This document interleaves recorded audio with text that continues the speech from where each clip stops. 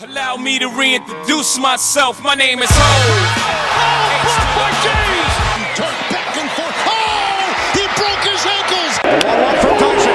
Batista with a drive. Deep left field. No doubt about it. Y'all know who it is. America's team, the Dallas Cowboys. We're about to go ahead and break down y'all's whole season. And I'm your boy B.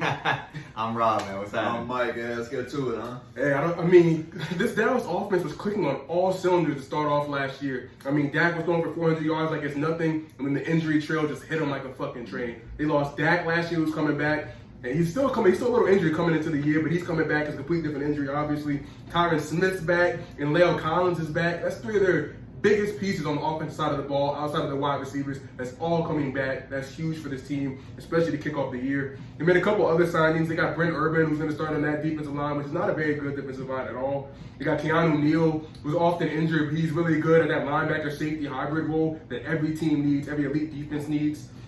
And they got Terrell Basham coming off the edge for some extra edge help to help with the loss of Alden Smith this offseason. They also lost Chidobe Awuzie. They lost Awuzie, who really didn't do too many good things in Dallas anyways. They lost Xavier Woods at safety, which is pretty big. He did pretty well there. He was very solid. But in the draft, they got Micah Parsons. I mean, we talked about it in the other video. That 10, 11, 12 pick was so crazy between all those teams in the NFC East. Couple trades, couple things happened. And yeah, they made a trade with the Eagles to move back, and they still got their guy, Micah Parsons. Hell of a trade. And no one saw it coming with all the linebackers they already had, too, but they got the best player available. Jerry Jones, man, starting to make some good draft picks. Some good moves. Somebody in that linebacker core is out the door. I don't know if it's Jalen. I don't know if it's Vander Esch. I don't know who's out the door. But Micah Parsons is going to be a threat to all those guys' job. And they also got Kelvin Joseph to continue to help that quarterback room, which has been underwhelming for the last couple of years. Yeah, and you talk about the linebacker core, which is obviously so good this year. They have like some of the best depth I've ever seen a linebacker corps have, especially with Keanu Neal making that transition to the linebacker position, which should bode really well for him, considering he's a hard-hitting safety from the box who's used to playing in the box and can make those kind of plays. He's had a killer preseason for them. But really, those weapons on the offensive side of the ball, I think they're the best in football. When you got Zeke, Amari Cooper, CeeDee Lamb, Michael Gallup, that's 4 players that could all go for 1,000 yards this year.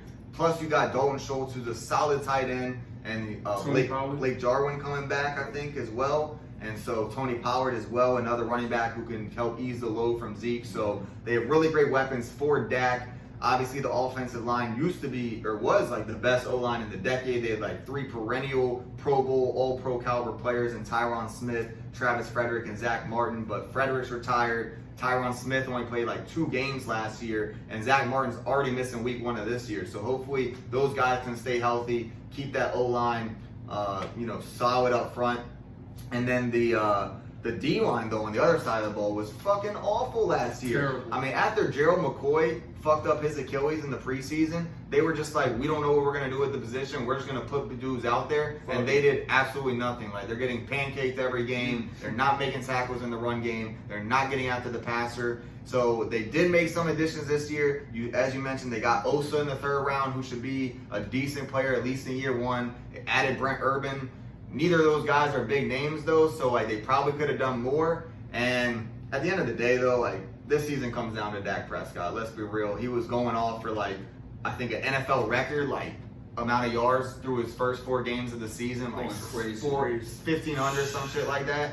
And if he's able to replicate that kind of production going into this year, like they're in great shape because it's not the strongest division. They can easily take it, no disrespect. But when you got a team that has those kind of weapons, if Dak Prescott is healthy, then it's really hard to see anyone else going in and winning that division. The offense has to play great. I mean, their defense is going to give up points, and they might give up a lot. They got a lot of young players in the secondary: Trayvon Diggs, Kelvin Joseph, Anthony Brown. Got Donovan Wilson and DeMonte KZ at safety. That's not threatening any receiving core in the NFL. Maybe the Lions or some shit. Yeah, they'll shut down the fucking Lions.